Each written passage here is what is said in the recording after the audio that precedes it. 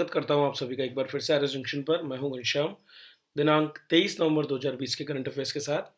तो आरपीएससी के आरएस, किसी भी teacher exam, ACF, SI, police, पटवार या किसी भी अन्य परीक्षा जो कि राजस्थान और देश दुनिया के करंट अफेयर्स को अपने सिलेबस में समावेशित करती है, उन सभी की तैयारी के लिए आप हमारे साथ जुड़ सकते हैं और अपनी तैयारी को आगे बढ़ा सकते हैं।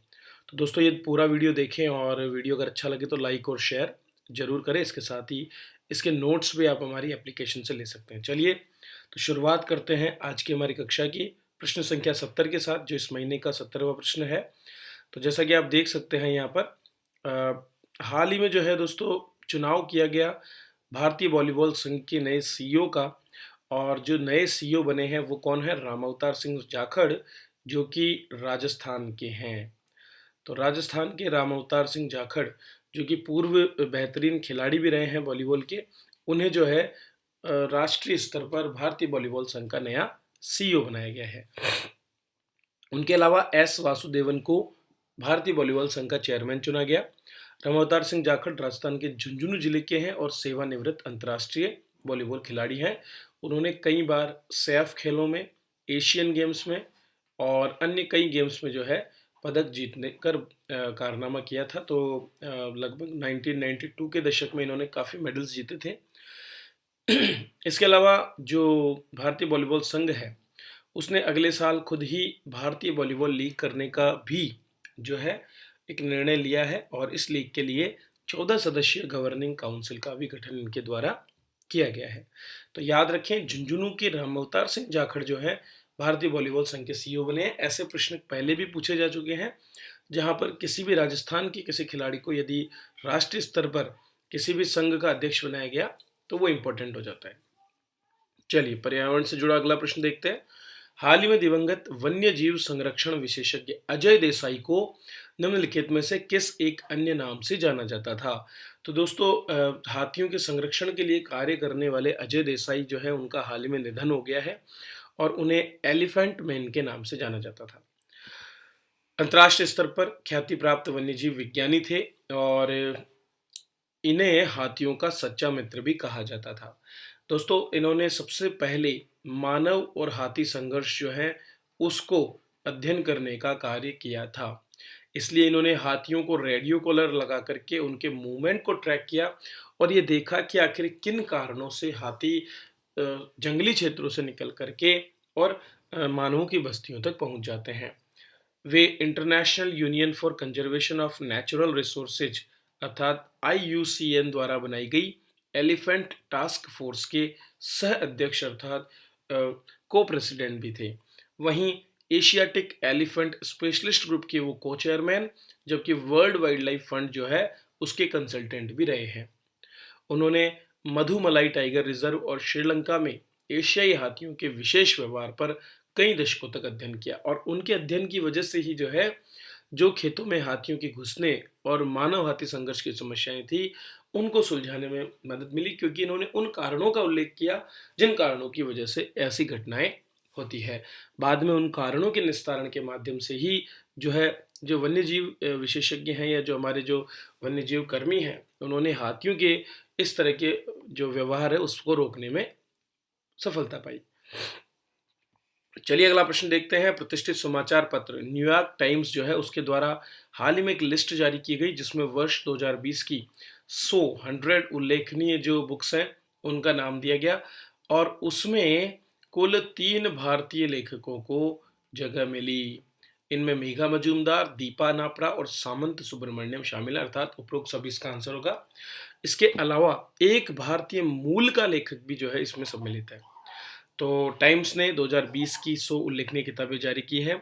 हाल ही में जो राष्ट्रपति बराक ओबामा का संस्मरण है ए प्रॉमिस्ड लैंड, वो भी इसमें सम्मिलित है। इसके अलावा भारतीय मूल के ब्रिटिश लेखक हरि कुंजरू की रेड पिल को भी इसमें सम्मिलित किया गया। हालांकि भारतीय मूल के भारतीय लेखकों की बात करूँ तो 3 है, मेघा मजूमदार, दीपा अनापरा और सामंत सुब्रमण्यम। मेघा मजूमदार ने बुक लिखी थी द बर्निंग। तो भारतीय महानगर में आतंकवादी घटना पर आधारित ये बुक है जिसको इन्होंने लिखा। दीपा अनापरा ने जिन्न petrol of the purple line लिखा, जिसमें भारतीय पत्रकार दीपा ने 9 वर्ष के एक बच्चे द्वारा अपने सहपाठी के गायब होने की जो गुत्थी सुलझाने का प्रयास है, उसको बेहतरीन तरीके से दर्शित किया है। वहीं पर सामंत सुब्रमण्यम ने पुस्तक लिखी a dominant character, the radical science and restless politics of JBS Haldane. तो ये किताब ब्रिटिश जीवशास्त्री वामपंथी हेल्डेन पर लिखी गई है और सुब्रमण्यम भी एक पत्रकार हैं जो लंदन में रहते हैं। तो ये 3 पुस्तकें भारतीय लेखकों द्वारा लिखी गई जिन्हें टाइम्स की मोस्ट रेड नोटेबल बुक्स में सम्मिलित किया गया है। चलिए अगला प्रश्न देखते हैं। त्रिपक्षीय शांतिकालीन युद्धाभ्यास सिटमैक्स सिटमैक्स 20 जो है इसका आयोजन करने वाले देशों में कौन सा एक सम्मिलित नहीं है? अर्थात 3 देश तो सम्मिलित हैं लेकिन एक नहीं है और वो है मालदीव।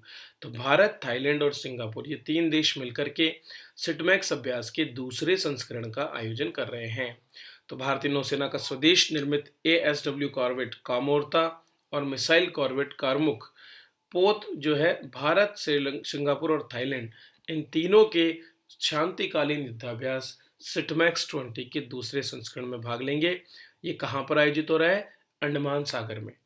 भारतीय नौसेना द्वारा इसका पहला संस्करण सितंबर 2019 में पोर्ट ब्लेयर से कुछ दूरी पर किया गया था। सिटमैक्स श्रृंखला के यह अभ्यास भारतीय नौसेना, रिपब्लिक ऑफ सिंगापुर नेवी और रॉयल थाई नेवी के बीच आयोजित किया जाता है। 2020 के संस्करण के अभ्यास का आयोजन RSN द्वारा किया गया है। ठीक है, तो royal Republic of Singapore navy जो है वो अब की बार अध्यक्षता कर रहा है। तो RSN की तरफ से उसके दुर्जय श्रेणी की फ्रिगेट इंटरप्रिड और एंड्रियन श्रेणी के टैंक लैंडिंग शिप एंडेवर, जबकि RTN जो थाईलैंड की नेवी है उसकी ओर से चाओ फ्राया श्रेणी का फ्रिगेट काराबुरी भाग ले रहे हैं, जबकि हमारे कारमोता और कारमुक इसमें भाग ले रहे हैं। लगातार आप देख रहे होंगे कि जितने भी अभ्यास हैं जो कोविड-19 महामारी के बाद किए गए हैं वो नॉन कॉन्टैक्ट हैं, अर्थात सभी जो मित्र देश हैं वे अपने अपने जहाज़ों पर ही रहते हैं और किसी तरह का कोई जो है डायरेक्ट कॉन्टैक्ट इसमें नहीं होता है। ठीक है, तो लक्ष्य तीनों मित्र देश आपस में मिलकर के शांति काल में समन्वय, सहयोग और साझेदारी का विकास कर रहे हैं। इस दौरान सतह पर युद्ध अभ्यास, हथियारों से फायरिंग और नौसैनिक करतब जैसे विभिन्न अभ्यास किए जाएंगे।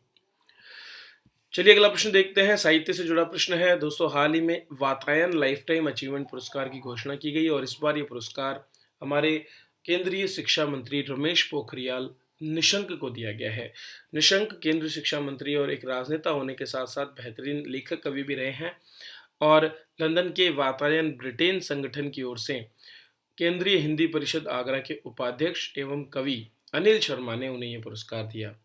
अब तक उन्होंने 75 से भी अधिक पुस्तकों का लेखन किया है और ये वातायन पुरस्कार जो है अब तक प्रसून जोशी व जावेद अख्तर जैसी नामचीन हस्तियों को भी दिया जा चुका है।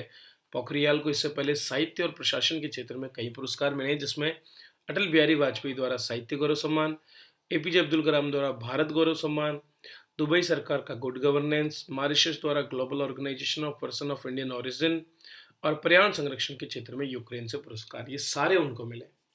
तो बेहतरीन लेखक होने की वजह से केंद्रीय शिक्षा मंत्री को वातायन इंटरनेशनल द्वारा वातायन पुरस्कार 2020 से सम्मानित किया गया है। तो ये थे दोस्तों आज के करंट अफेयर्स जिस पर मैंने विस्तार से चर्चा की। आप अपने नोट्स बनाते रहें और यदि नोट्स नहीं बना पाए और पीछे के करंट अफेयर्स भी लेना चाहते हैं तो आज ही विजिट करें RS जंक्शन एप्लीकेशन पर, जहाँ पर ढेर सारे कोर्सेज अवेलेबल हैं। तो यूट्यूब गूगल प्ले स्टोर पर जाएं और वहाँ से इसे डाउनलोड करें और डेली हमारे इन करंट अफेयर्स को देखते हुए इन्हें लाइक और शेयर जरूर करें और अपने दोस्तों को भी सब्सक्राइब करने को कहें। चलिए इसी के साथ मैं आपसे विदा लेता हूँ। वीडियो देखने के लिए आप सभी का बहुत बहुत धन्यवाद।